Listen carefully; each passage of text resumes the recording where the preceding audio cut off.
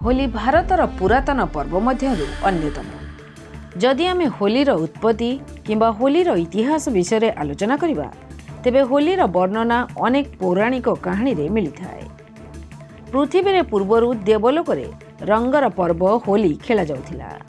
होली सहित जड़ित अनेक पौराणिक कहानी मध्यरु अन्यतम कहानी भगवान शिव एवं विष्णु उभयଙ୍କ सह जड़ित।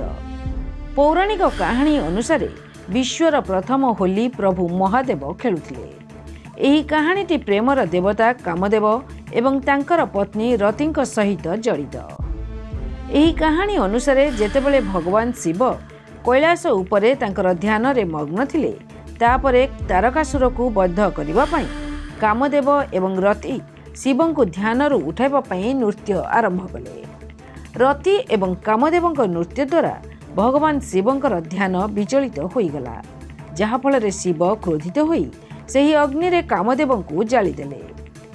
जेतेबेले रति अनुतापरे कांदिले भगवान शिव तांक प्रति दया कले एवं कामदेवंकु पुनर्बार जीवित कले। एही खुशी रे रति एवं कामदेव ब्रज मंडल रे ब्रह्म भोजनर आयोजन करिथिले, जेउथिरे देवी एवं देवता माने अंशग्रहण करिथिले। चंदन तिलक लगाई रति एही आयोजन पालन करुथिले। कुहा जाय जे एही दिनटी फाल्गुन पूर्णिमा थिला। होली सहित जड़ित आउ एक पौराणिक कहानी पुराण सहित जड़ित।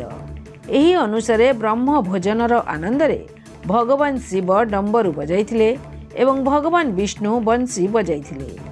देवी पार्वती वीणार स्वर बजाइथिला बेले देवी सरस्वती बसंतर रागरे गीत गाइथिले।